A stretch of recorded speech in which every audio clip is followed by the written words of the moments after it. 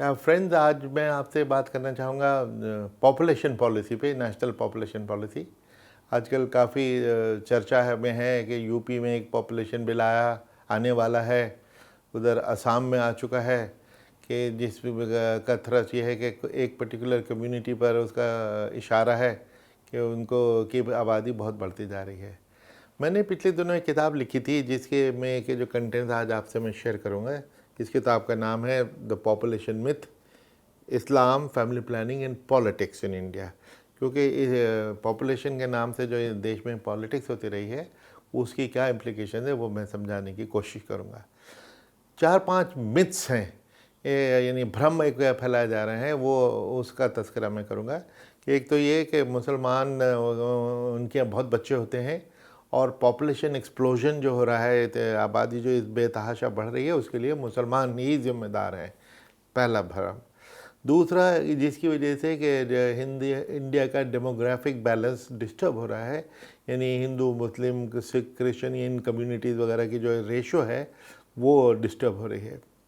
तीसरा मिथ इसमें है कि ये एक ऑर्गेनाइज कंस्पिरेसी, मुसलमानों की एक ऑर्गेनाइज कंस्पिरेसी है कि जानबूझ के वो इतने बच्चे पैदा करें कि वो मेजॉरिटी में हो जाएं और हिंदुओं से ज़्यादा हो जाएं और उनको पॉलिटिकल पावर हासिल हो जाए। चौथा मिथ ये है कि ये मुसलमान एक पॉलीगमी का इस्तेमाल करते हैं ज़्यादा बच्चे पैदा करने के लिए, यानी 4-4 बीवियाँ शादियाँ करते हैं। आपने सुना होगा बहुत बड़े लीडरों से, top leaders of the country, कि हम 5 हमारे 25, हम 4 हमारे 40, यानी हर मुसलमान की 4 बीवियाँ और 20 बच्चे या 40 बच्चे होते हैं। पांचवा है कि इस्लाम फैमिली प्लानिंग के ख़िलाफ़ है। ये इस मिथ के शिकार मुसलमान भी हैं। वो बहुत सारे मुसलमान और उनके स्कॉलर और उलमा ये समझते हैं कि इस्लाम फैमिली प्लानिंग की मुखालफत करता है। इन पांचों की क्या हकीकत है वो मैं आज आपको बताने की कोशिश करूँगा।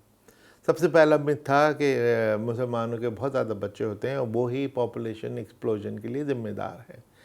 तो ये बात सही है कि मुसलमानों का बर्थ रेट हाईएस्ट है और फैमिली प्लानिंग की जो एक्सेप्टेंस है, जो उन्होंने अडॉप्ट किया है, वो सबसे कम है सारी कम्युनिटीज़ में। लेकिन जो गैप बताया जाता है वो बड़ा एग्जैजरेटेड है। एक तो इम्प्रेशन ये क्रिएट किया जाता है कि अगर मुसलमान हिंदू फैमिली के 2 बच्चे हैं तो मुसलमान फैमिली के 10 बच्चे होंगे, 10 नहीं तो 8 होंगे। हर एक के माइंड में ये चीज़ फैला दी गई है। लेकिन मैंने इस किताब में जो गवर्नमेंट ऑफ इंडिया का डेटा, सारा डेटा भारत सरकार का है, इसमें उसमें पाया कि जो गैप हिंदू और मुसलमानों के बीच में एक बच्चे से ज़्यादा का कभी भी नहीं था। टू बी प्रिसाइज 1.1 चाइल्ड का गैप था। अगर हिंदुओं के 2 बच्चे हैं तो मुसलमान के 3, अगर हिंदुओं के 3 हैं तो मुसलमान के 4, ये इतना गैप था। नॉट के 2 और 8 और 2 और 10 का गैप। तो और वो गैप भी जो एक चाइल्ड का था वो पिछले 30 साल से, क्योंकि मुसलमान बहुत तेज़ी से फैमिली प्लानिंग अडॉप्ट कर रहे हैं, तो वो गैप 1 से घट के आधा, या इनफैक्ट आधे से बिकम 0.48 चाइल्ड का गैप रह गया। और ये गैप भी और तेज़ी से कम होता जा रहा है। एक कॉन्सेप्ट होता है टोटल फर्टिलिटी रेट, TFR। इसका मैं बार बार चूँकि हवाला दूंगा इसलिए वो समझाना ज़रूरी है। टोटल फर्टिलिटी रेट का मतलब होता है कि एक अपनी लाइफ टाइम में कोई एक औरत, उसके यहाँ कुल कितने बच्चे होंगे ज़िंदगी में उसके, उसको टोटल फर्टिलिटी रेट कहते हैं। इस वक्त मुसलमानों का TFR जो है 2.61 है और हिंदुओं का 2.13 है और इंडिया का एवरेज 2.2 है। यानी हिंदुओं का 2.13 के मुकाबले में TFR के मुसलमानों का 2.6 है आज की रफ्तार से। तो यानी एक आधे बच्चे से भी कम, 0.48। ये वाइल ये सही है कि मुसलमानों में फैमिली प्लानिंग सबसे कम है, 45%। लेकिन जिस चीज़ की कोई चर्चा नहीं करता बिल्कुल, कि नंबर 2 पे कौन है जो सबसे ज़्यादा बच्चे जिनके होते हैं, वो हिंदू हैं। जिनमें सबसे कम फैमिली प्लानिंग है इस मुसलमानों के बाद, वो हिंदू हैं। मुसलमानों की फैमिली प्लानिंग अगर 45.3% है, हिंदुओं की 54.4% है। अब इसका कंपैरिजन कीजिए सिखों से, उनकी है 79%, 80% के करीब। पिछले दिनों प्रधानमंत्री जी ने अपने लाल किले की स्पीच में इसको पेट्रियोटिज्म से जोड़ा कि जिनके कम बच्चे हैं वो पेट्रियाटिक, जो इनके ज़्यादा हैं वो नॉट अनपेट्रियाटिक, यही मतलब हुआ।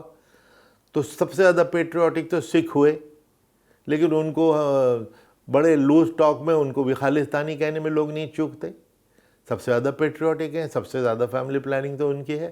तो हिंदुओं की फैमिली प्लानिंग मुसलमानों के बाद सबसे कम है, 54%।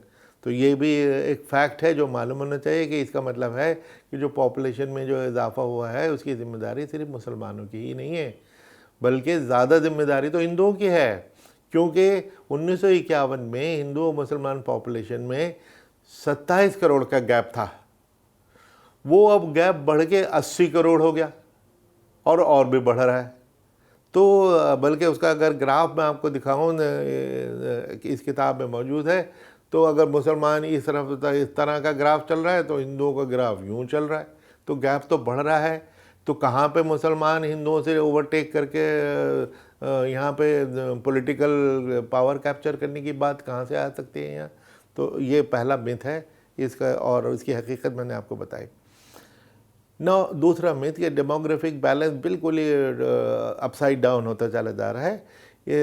उसकी हकीकत क्या है कि ये फैक्ट है कि 1951 में हिंदुओं के परसेंटेज भारत की आबादी में 84.1% थी, जो घट के 79.48 हुई है, यानी कि तकरीबन 4.2 घटे हैं। और ये जो घटे हैं वो सारे मुस्लिम, क्रिश्चियन, सिख वगैरह उन सब में डिस्ट्रीब्यूट हो गए, सबसे ज़्यादा मुस्लिम में हो गए, जिसकी वजह से मुस्लिम परसेंटेज 9.8 से 14.2, यानी 4 परसेंटेज पॉइंट 60 साल में बढ़ी है। अब ये कहना कि बस 2 साल में और 5 साल में मुसलमान पॉलिटिकल पावर में आ रहे हैं, ये कहाँ, इसे 60 साल में अगर 4 परसेंटेज पॉइंट बढ़े हैं तो 51% बनने के लिए इनको 600 साल चाहिए। 600 साल, वो भी जबकि जो पिछले 60 साल के जो पैटर्न है वही चलता रहे। लेकिन जैसे मैंने आपको बताया कि पिछले 30 साल में मुसलमान फैमिली प्लानिंग को बहुत तेज़ी से अडॉप्ट कर रहे हैं, हिंदुओं से ज़्यादा तेज़ी से अडॉप्ट कर रहे हैं। तो इस वजह से ये जो गैप है ये कम होता चला जा रहा है। और प्रोजेक्शन ये है कि सन 2100 में ये जो मुस्लिम परसेंटेज रेशो है ये बढ़ के 18% हो जाएगी। तभी भी बिल्कुल ही माइनॉरिटी में होगी आज से 80 साल के बाद भी। तो ये दूसरा एक मिथ है जो हमें समझना चाहिए कि ये एग्जैजरेशन है कि डेमोग्राफिक बैलेंस बिल्कुल अपसाइड डाउन हो गया, मुस्लिम पॉलिटिकल पावर को कैप्चर करने वाले। पहले तो ये मैं माफ़ी मांगूँ कि इस पूरे लेक्चर में हिंदू मुस्लिम होता रहेगा, वो मुझे ये कहते में बड़ा दुख होता है, लेकिन चूँकि इस इशू टॉपिक ही यही है, इसलिए इस टॉपिक में हिंदू मुसलमान का कंपैरिजन होना तो लाजमी है, इस वजह से बार बार कहना पड़ता है। बल्कि बाद में मैं आपको ये भी बताऊंगा कि एक्चुअली ये हिंदू वर्सेस मुस्लिम का इशू ही नहीं है। हिंदू मुस्लिम तो बिल्कुल भाई भाई हैं, शाना बशाना है कि अगर हर चीज़ में, हर इंडिकेटर में बिल्कुल 19-20 हैं, तो वो उस पर हम बाद में आते हैं। तीसरा ये कि ये ऑर्गेनाइज कॉन्स्पिरेसी है मुसलमानों की, ये बताया जाता है कि जानबूझ के वो इसलिए बच्चे पैदा करते हैं ताकि वो पॉलिटिकल पावर कैप्चर कर लें। मैंने तो कभी किसी मुस्लिम स्कॉलर या उलमा में से किसी को ये कहते नहीं सुना कि मुसलमानों तुम बच्चे पैदा करो ताकि तुम्हारे पास पॉलिटिकल पावर आ जाए। ये ज़रूर उनको कहते सुना है कि मुसलमानों को फैमिली प्लानिंग नहीं करनी चाहिए, क्या मज़हब के ख़िलाफ़ है, जिसका मैंने ना 5वां मिथ जो है कि इस्लाम फैमिली प्लानिंग के ख़िलाफ़ है कि नहीं, उस पर मैं बाद में आऊँगा। लेकिन हमने तो कहीं ऑर्गेनाइज कंस्पिरेसी या किसी को ये कहते हुए नहीं सुना कि मुसलमानों तुम बच्चे ज़रूर पैदा करो, ज़्यादा से ज़्यादा करो ताकि तुम्हारे हाथ में पॉलिटिकल पावर आ जाए। कोई आलिम और कोई बड़ा स्कॉलर इसको कहता हुआ नहीं सुना गया है। यही वजह कि जो मैंने जैसे इससे पहले बताया कि जो गैप है वो घट रहा है क्योंकि मुसलमान बहुत तेज़ी से फैमिली प्लानिंग अडॉप्ट कर रहे हैं। यहाँ तक ये उलमा और स्कॉलर इस बार पर मुत्तफ़िक़ हैं कि फैमिली प्लानिंग तो जायज़ है, स्पेसिंग जो टेम्परेरी मेथड है सब जायज़ है, सिर्फ टर्मिनल मेथड यानी वेजेक्टमी और ट्यूबेक्टमी इस्लामिक नहीं मानी जाती। उसके बावजूद 20% मुस्लिम ने स्टेरिलाइजेशन भी करा डाली, जबकि उस पर इस्लामिक स्कॉलर एक आवाज़ है कि वो इस्लाम के ख़िलाफ़ है, उसके बावजूद मुसलमानों ने फिर स्टेरिलाइजेशन भी 20% लोगों ने करा डाली। ना चौथा है कि मुस्लिम पॉलीगेमी का इस्तेमाल करते हैं, 4-4 बीवियाँ करते हैं ताकि बच्चे ज़्यादा हों। ना ये इससे बड़े बकवास तो कोई हो ही नहीं सकती, क्योंकि देश में पॉलीगेमी संभव ही नहीं है, पॉसिबल ही नहीं है। क्यों पॉसिबल नहीं है? औरतें उतनी है ही नहीं। एक लफ्ज़ होता है, कॉन्सेप्ट है जेंडर रेशो, यानी 1000 मर्दों के मुकाबले में देश में कितनी औरतें हैं? 2011 के सेंसस में 940 औरतें थी। ये पिछले 100 साल में सबसे ज़्यादा है, अदरवाइज 920, 925, 927 ये औसत रही है। जब 1000 मर्दों के लिए 1000 औरतें ही नहीं हैं, तो 80 मर्द और 60 मर्द तो बेचारे बैचलर रह जाएंगे, उनको एक बीवी भी नहीं मिलेगी। तो मैं दूसरी बीवी और तीसरी बीवी, चौथी बीवी कहाँ से लाऊंगा? तो बल्कि स्टेटिस्टिकली सुनने में लगता है कि ये जोक है, स्टेटिस्टिकली तो पूरे किसी हिंदुस्तानी के जो एवरेज नंबर ऑफ वाइफ्स हैं, एवरेज है 0.9, पूरी एक भी नहीं है बल्कि 0.9 है, क्योंकि है ही नहीं औरतें। तो ये पॉलीगेमी यहाँ से संभव कैसे हो सकती है? कोई कह सकता है कि जी फिर भी अगर कोई दूसरा कर ले तो भाई वो पॉपुलेशन के लिए अच्छी चीज़ है। क्या अगर ये भी देखा गया है कि पॉलीगेमी हर कम्युनिटी में, एक स्टडी हुई थी कि थोड़ी बहुत पॉलीगेमी हर कम्युनिटी में है, और वो भारत सरकार की ही स्टडी थी 1975 की। Status of women in India committee बनी थी, उसने पाया कि सभी तो कम्युनिटीज़ में ये पॉलीगेमी है। ट्राइबल्स में 15%, फिर उसके बाद बुद्धिस्ट, जैन 8%, 9%, और सबसे कम पॉलीगेमी मुसलमानों में पाई गई थी 5.7, हिंदुओं में थी 5.8। तो बहुत कम डिफरेंस है, लेकिन द फैक्ट कि मुसलमानों में सबसे कम है, ये फैक्ट है, भारत सरकार की स्टडी का फैक्ट है। फिर मैंने देखा, हो सकता है कि ये फ्री की स्टडी है, एक में आ गया, मैंने 1931, 41 और 51 के सेंसस की रिपोर्ट देखी। उन तीनों रिपोर्ट में एग्जैक्टली यही ट्रेंड पाई गई कि इसी प्रोपोर्शन में, और मुसलमानों में सबसे कम। अब यहाँ ये सवाल होता है कि अगर मुसलमान पॉलीगेमी करते नहीं हैं तो इसके लिए लड़ने मरने को क्यों तैयार हो जाते हैं? पॉलीगेमी पे बैन हो जाए, बड़ी अच्छी चीज़ है। जब हम करते ही नहीं तो हम किस हक़ के लिए लड़ते हैं जब जिसका हम इस्तेमाल ही नहीं करते? तो ये मुसलमानों को भी समझना चाहिए कि भाई पॉलीगेमी के लिए लड़ाई क्यों? क्योंकि ये, और बल्कि ये भी बता दूं कि मुसलमानों को भी एक ये भरम है, वो भी ठीक होना चाहिए कि कुरान शरीफ में सिर्फ एक आयत है जो पॉलीगेमी की बात करती है, जिसमें यह है कि तुम 2 या 3 या 4 से शादी कर लो। इसका मतलब ये नहीं कि हम सब 2 या 3 या 4 से शादी करने लगे। आयत किस कॉन्टेक्स्ट में, पूरी आयत सुनिए, आगे क्या है और पीछे क्या है। आगे तो यह है कि अगर तुम उनके साथ पूरी बराबरी कर सकते हो, जो आसान काम नहीं है, तो इसलिए चूँकि बराबरी नहीं कर पाओगे, इसलिए तुम एक से करो। पहले इस आयत से पहले जो है वो और भी इम्पोर्टेंट है, जिसकी तो मैंने किसी उलमा के मुंह से भी बात नहीं सुनी।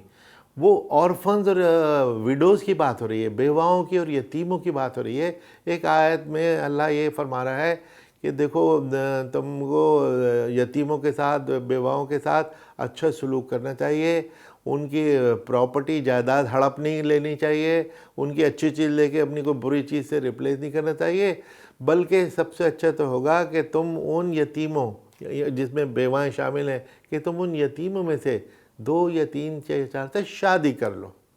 यानी इसका, और आगे इक्वालिटी की बात का मतलब है कि आप किसी बेवा से भी शादी करके ले आए और उसको तो किचन में बर्तन मांजने के लिए लगा दिया, और जो पहले आपकी बीवी हैं वो महारानी बनी रहे। ये इसी के ख़िलाफ़ खुदा ने वार्न किया है कि इक्वालिटी पूरी कर सकते हो तो करना, वरना शादी दूसरी करने का कोई मतलब नहीं। तो इसलिए मुसलमानों को भी अगर ये भरम है कि जी पॉलीगेमी 4-4 शादियाँ करना इस्लाम के इंजंक्शन है, इस्लाम का हुक्म है, ये बिल्कुल गलत है। ये एक सिर्फ परमिशन थी, वो भी कंडीशनल परमिशन, और कंडीशन भी एक नहीं 2-2। यतीमों में से, बेवाओं में से करो और उनके साथ पूरी बराबरी करो। ये इस चीज़ को समझना चाहिए। यहाँ पे हमारे मुसलमान भी इग्नोरेंस दिखाते हैं। 5वां मिथ इसी से निकलता है, क्या इस्लाम फैमिली प्लानिंग के ख़िलाफ़ है? मैंने इसमें कुरान शरीफ और अहादीस का मुताला किया और उसके के बारे में तफसील से लिखा है। कुरान शरीफ में कहीं भी फैमिली प्लानिंग की प्रोहिबिशन नहीं है, एक जगह भी। वो कुछ आयतें हैं जिसकी इंटरप्रिटेशन जो लोगों ने की हैं, उलमा ने की हैं, इंटरप्रिटेशन है, कुछ फैमिली प्लानिंग के फेवर में जाती हैं, कुछ फैमिली प्लानिंग के मुखालिफ जाती हैं। उनके सब का अगर बैलेंस देखें, मेरे राय में तो एक कुरान शरीफ की एक आयत है जो बिल्कुल एक, जिसको कहते हैं ना, क्लिंच करने वाली आयत है। उसमें क्या है कि नौजवानों को एड्रेस करके अल्लाह फरमा रहा है कि नौजवानों, जब तुम्हारे पास मीन्स हो जाएं, तब तुम्हारे पास ये साधन हो जाएं कि तो तुम शादी ज़रूर करना, क्योंकि शादी जब करने से तुम्हें इधर उधर और दूसरी पराई औरतों की तरफ देखने से बच जाओगे और तुम्हारा किरदार अच्छा होगा। जब तुम्हारे पास मीन्स हो जाएं, साधन हो जाएं, यानी जब तक साधन नहीं है तो जब तक आप शादी ना करो। तो ये तो भारत सरकार की पॉलिसी भी है कि भाई शादी जब भी करनी चाहिए जब नौजवान इस लायक हो जाए कि एक फैमिली को सपोर्ट कर सके, बीवी बच्चों को सपोर्ट कर सके। और वरना बिल्कुल ही भिखमंगा है तो वो कैसे अपनी फैमिली को सपोर्ट करेगा। तो कुरान शरीफ की ये एक आयत है। जो चीज़ कुरान शरीफ में होती थी और वो किसी को समझने में प्रॉब्लम होती थी, वो नबी सल्लल्लाहु अलैहि वसल्लम के पास जाके उनसे पूछा करते थे।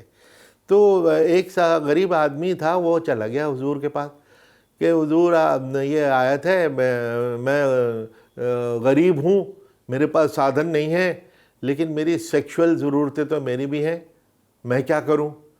तो हुजूर ने उस आयत को रिपीट करते हुए कहा कि तुम्हें जब इस लायक हो जाओ, जब तक तुमको वेट करना चाहिए, लायक हो जाओ तो शादी करना, और जब तक तुम इस लायक ना हो जाओ, तुम्हारे पास मीन साधन ना हो जाए, जब तक तुम रोज़ा रखा करो, व्रत रखा करो, क्योंकि उससे सेक्सुअल डिज़ायर सप्रेस होती हैं। यानी हुजूर ने उसको मैरिज को डिले करने का तरीक़ा भी समझा दिया। एक और हदीस है कि एक शख्स हुजूर के पास गया, उसके कई बच्चे थे, उसने कहा कि हुजूर मेरे बहुत बच्चे हैं और मैं तंग आ गया हूँ, मुझे और बच्चे नहीं चाहिए, और मैं अल अज़ल एक विड्रॉल मेथड, वही तरीक़ा उस ज़माने में जाना जाता। उस ज़माने में कॉन्डोम तो होता नहीं था, तो विड्रॉल मेथड मैं प्रैक्टिस करना चाहता हूँ।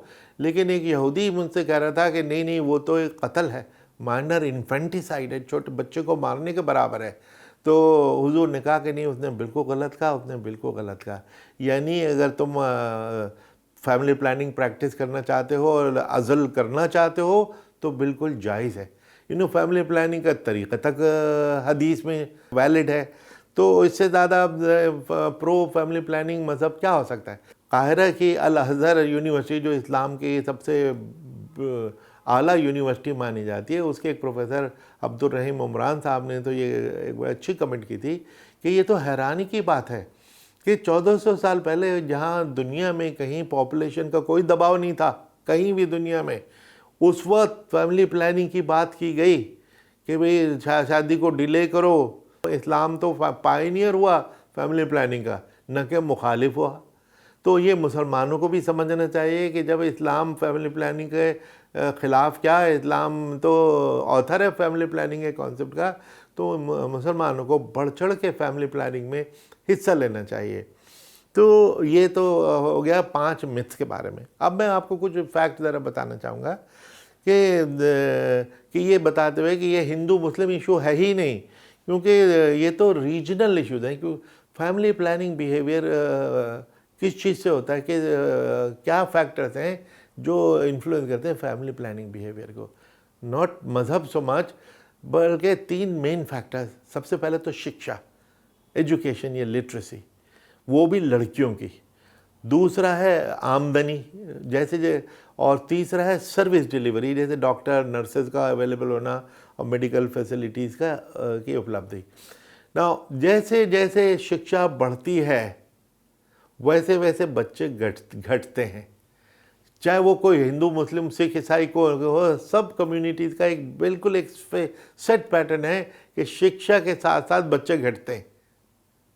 दूसरा, जैसे जैसे आमदनी बढ़ती है वैसे वैसे बच्चे घटते हैं। All communities. तीसरा है कि जब सर्विस डिलीवरी, जब डॉक्टर और नर्स और वहाँ पहुँचेगा और फैमिली प्लानिंग की सर्विसेज पहुँचेगी, जब भी तो आप स्टेरिलाइजेशन कराएंगे। तो उन सर्विसेज का पहुँचना, हमने ये देखा इस किताब में पूरा एक चैप्टर है कि इन तीनों फैक्टर्स में मुसलमान सबसे पिछड़े हैं।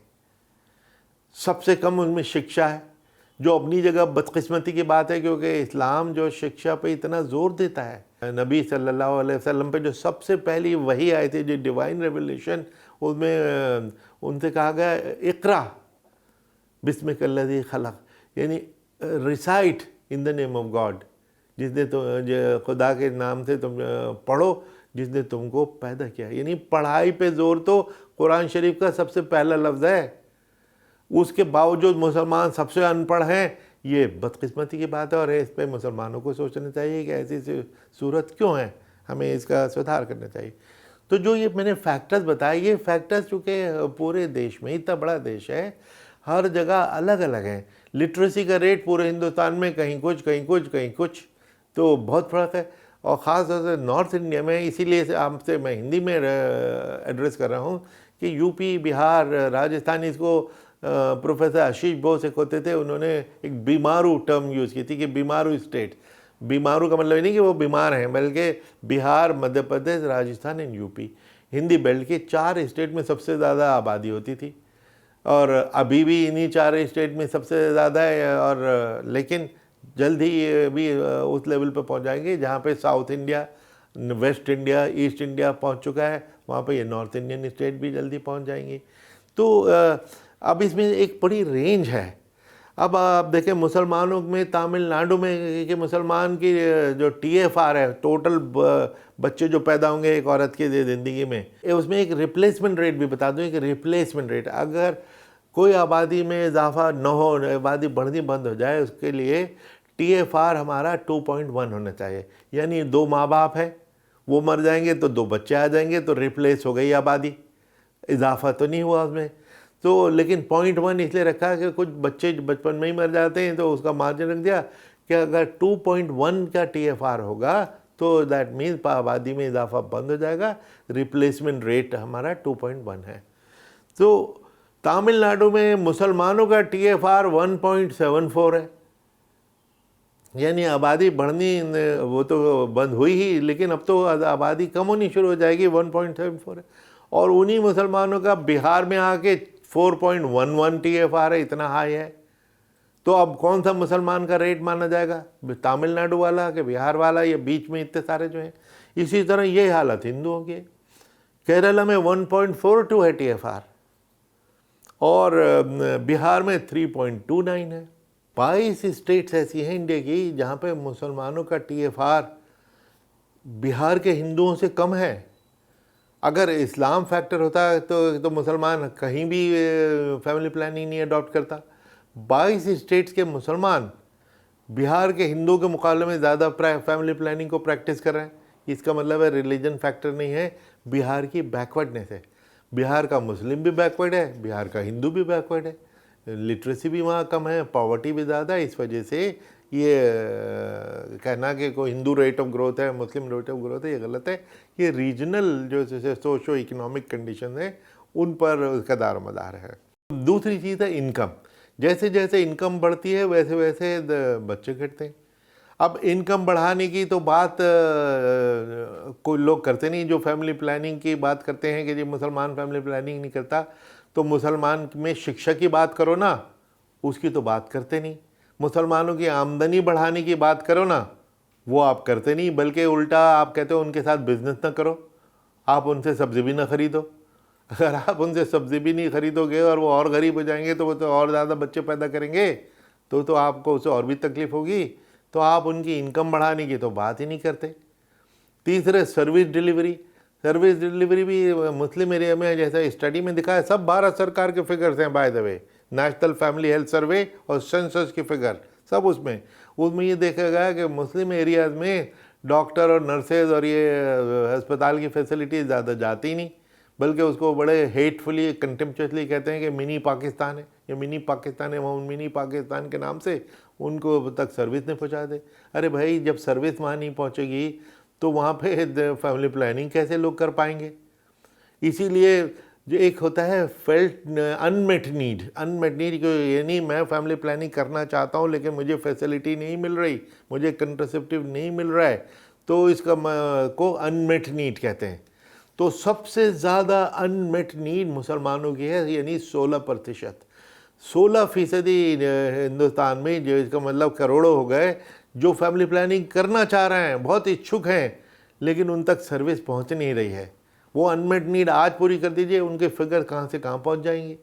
तो इसलिए हवा में बातें करना या हॉस्टाइल या प्रोपेगेंडा करना या झूठ सच बोलना, उसके बजाय प्रैक्टिकल और समझदारी से इसको टैकल करो, तभी प्रॉब्लम का समाधान होगा। फिर मेरा इसमें एक चैप्टर ये भी है कि मुस्लिम कंट्रीज़ में मैंने 8-10 मुस्लिम कंट्रीज़ में फैमिली प्लानिंग कैसी अच्छी हुई। ईरान जो बड़ा कंजर्वेटिव है, सबसे अच्छी फैमिली प्लानिंग है, हिंदुस्तान से दुगना अच्छी है। इसी तरह इंडोनेशिया, बांग्लादेश अब बहुत तरक्की कर गया, पाकिस्तान से निकल के आया था, उस वक्त बर्थ रेट इनका बहुत ऊंचा था। आज बांग्लादेश का जो बर्थ रेट है हमसे अच्छा हो गया, TFR उनका डाउन हो गया। टर्की, इजिप्ट, इन सब मुस्लिम कंट्रीज़ में अब वहाँ तो किसी किस्म का कोई पॉलिटिकल दबाव नहीं था इन पे, या पॉलिटिकल कंट्रोवर्सी नहीं थी जैसे इंडिया में है। वहाँ के उलमा तो पूरी फैमिली प्लानिंग को सपोर्ट करते हैं। तो ये समझना कि इस्लाम फैमिली प्लानिंग के ख़िलाफ़ है, इसका सबसे ये बिल्कुल गलत है, क्योंकि मुस्लिम कंट्रीज़ में फैमिली प्लानिंग इतनी as a state policy adopt हुई है और इतना अच्छा परफॉर्मेंस है, इससे फर्दर ये साबित हो कि इस्लाम फैमिली प्लानिंग के ख़िलाफ़ नहीं है। फिर मैंने एक चैप्टर इसमें ये भी लिखा मैंने कि दुनिया के बाकी के जो मज़हब हैं, सिर्फ इस्लाम की बात फैमिली प्लानिंग में होती है, और मज़हबों में क्या है तो उसमें भी पाया, जैसे क्रिश्चियनिटी के बहुत सारे सेक्ट हैं, वो तो कॉन्डोम का इस्तेमाल भी अलाउ नहीं करते। इस सारे माहौल में ये जो एक प्रोपेगेंडा होता है कि राइट विंग वाले हिंदुओं से अपील करते हैं कि तुमको ज़्यादा से ज़्यादा बच्चे पैदा करो ताकि मुसलमान आगे ना बढ़ जाएं, ज़्यादा बच्चे पैदा करो। अब आप देखें, अगर हिंदू बहुत सारे बच्चे पैदा करने लगे और फिर मुसलमान भी कंपटीशन में बहुत सारे करने लगे, तो हिंदुस्तान की क्या हालत होगी। नेशनल पॉपुलेशन पॉलिसी जो 2000 में इंट्रोड्यूस हुई थी, उसमें ये था कि 2010-12 तक 2.1 का हम वो रेट इस्टेब्लिश कर लेंगे, TFR। वो अब हम 2.2 पे पहुँचे और 1-2 साल में वहाँ हम पहुँच जाएंगे। इसलिए हमें हर कम्युनिटी को, बजाय इसके कि कंपटीशन करें कि ज़्यादा बच्चे पैदा करें, कंपटीशन ये होना चाहिए कि फैमिली प्लानिंग कौन ज़्यादा अच्छा अडॉप्ट करता है, कौन प्रोएक्टिवली अडॉप्ट करता है, हमें ये सोचना चाहिए। हम पॉपुलेशन पॉलिसी हमारी बहुत अच्छी है, नेशनल पॉपुलेशन पॉलिसी 2000 बहुत ही अच्छी है, और उसने इतनी कामयाबी हासिल की कि हम तकरीबन रिप्लेसमेंट रेट में पहुंच चुके हैं। पहले ये कहा जाता था कि 2020 में हम चाइना से आगे निकल जाएंगे, फिर हुआ कि नहीं 2022 में, 24 में, 26 में, अब 2030 में निकल जाएंगे, क्योंकि इंडिया ने फैमिली प्लानिंग अडॉप्ट कर करके जो चाइना से आगे निकलने की डेट थी वो बढ़ाते चले जाना है। क्योंकि इंडिया में मैं समझता हूँ फैमिली प्लानिंग तो सक्सेस स्टोरी है इंडिया की। भारत सबसे पहला देश है जहाँ पे family planning, national family planning programme शुरू हुआ था 1952 में, पूरे दुनिया में सबसे पहला देश था। यही वजह है कि पॉपुलेशन स्टेबलाइजेशन के अब हम करीब पहुंच चुके हैं। इसके लिए जो सरकारों ने एक के बाद एक एफर्ट्स की, वो सब कामयाब हो रही हैं। अगर हमारे फैमिली प्लानिंग प्रोग्राम में कोई कमी रह गई तो वो क्या है, मैंने ये देखा कि शुरू से जो हमारे 5 ईयर प्लान डॉक्यूमेंट्स हैं या फैमिली प्लानिंग के ऊपर कोई स्टडी थी, डॉक्यूमेंट थी, उन सब ने ये तो ज़रूर कहा कि भाई कुछ रिलीजियस कम्युनिटीज़ हैं, यानी मुसलमान, जिनके यहाँ फैमिली प्लानिंग सबसे कम है, लेकिन उन्होंने कोई सोल्यूशन ऑफ़र नहीं किए, तो वो करने चाहिए थे। अब अगर कुछ मुसलमानों को ये वहम है कि इस्लाम फैमिली प्लानिंग के ख़िलाफ़ है, जैसा कि मैंने कहा वो गलत है, तो वो वहम को निकालना हमारा फ़र्ज़ था। हमें एक ऐसी किताब बनानी चाहिए जिसमें कुरान क्या फरमाता है, नबी हमारे क्या फरमाते हैं, और जो मैंने आपको 2-3 एक आयत और 2 हदीसें सुनाई, और बहुत सारी आयतें हदीसें वो सब बताई जाएं, ताकि लोगों को अगर ये भरम है वो निकलना चाहिए। फिर एक ये भी देखा गया कि नेताओं ने 1975-77 में इमरजेंसी में जो फैमिली प्लानिंग की ज़बरदस्ती थोपी गई थी, जिसका ऐसा बैकलैश हुआ, उसका बदला जनता ने ऐसा लिया कि वो सरकार ही गिर गई थी और उसके बाद से किसी नेता की फैमिली प्लानिंग की बात करने की हिम्मत नहीं हुई। हमने, मेरी एक भारत सरकार की ही एक कमेटी थी जो 5-6 साल पहले, जिसका मैं चेयरमैन था, उसने ये स्टडी किया कि भाई पार्लियामेंट क्वेश्चन या विधानसभा के क्वेश्चन कितने फैमिली प्लानिंग पे पूछे जाते हैं। हमने 4 लोकसभाओं को स्टडी किया, 13, 14, 15, 16वीं लोकसभा, और उसमें पाया कि सिर्फ 0.15% question, parliament question, family planning पे थे। यानी मेंबर्स ऑफ पार्लियामेंट, एमपी साहबान इस इशू पे बात करने को तैयार नहीं है, सवाल नहीं करते। तो पॉलिटिकल रेडार से इसका हटना वो ठीक नहीं थी। हालांकि आजकल जो पॉलिटिकल रेडार पे ला रहे हैं असम या यूपी, वो तो अपनी जगह क्वेश्चनेबल है कि भाई जब हम टारगेट के करीब पहुंच ही गए नेशनल पॉलिसी के आधार पर, तो आजकल इसकी बात करने का क्या मतलब है? अरे जो कम एफर्ट कम रह गए वो पूरी करो उनको। शिक्षा आपके यहाँ सबसे कम है बिहार में, उसको बढ़ाइए, चाहे वो हिंदू हो या मुसलमान, उन सबकी शिक्षा को इम्प्रूव कीजिए। सबकी इकोनॉमिक हालत कमज़ोर है, दोनों की मजबूत कीजिए। इसलिए चूँकि मैंने जैसा बताया कि ये हिंदू मुस्लिम तो एक ही शोल्डर टू शोल्डर हैं। यूपी, बिहार, राजस्थान वगैरह में मुसलमान भी बैकवर्ड हैं, हिंदू भी बैकवर्ड हैं, इसलिए दोनों ही सबसे पिछड़े हुए हैं। दोनों ही का उत्थान, उनका प्रोग्रेस करने के लिए कोशिशें करनी चाहिए। और ये इसको इस फियर में कि हिंदुओं को डराया जाए कि देखो बस मुसलमान आने वाले हैं, ये एक बिल्कुल बेबुनियाद और झूठी बात है। इस झूठ को एक्सपोज करना चाहिए। मुझे खुशी है कि मेरी इस किताब का पे लोगों ने बहुत अच्छा रिएक्शन दिया कि साहब हमको तो ये फैक्ट मालूम नहीं थे, और ये सारे फैक्ट जैसे मैंने कहा ये सब भारत सरकार के डेटा, सेंसस का data, national family health survey, 4 सर्वे हो चुके हैं, अब 5वें का रिजल्ट अभी आने वाला है, तो ये सब उसी पर आधारित है। तो इन शब्दों के साथ मैं यही बताना चाहूँगा कि देखिए देश को मिलजुल के फैमिली प्लानिंग को कामयाब बनाना है, और जो आपस में ये जो प्रोपेगेंडा और झूठ सच फैलाए जाते हैं वो उसको फ़ौरन रोकना पड़ेगा, और एक देश की जो एकता है उसको किसी किस्म का ख़तरा नहीं होने देना चाहिए। और ये सब हिंदू, मुसलमान, सिख, ईसाई सभी का फ़र्ज़ बनता है। धन्यवाद।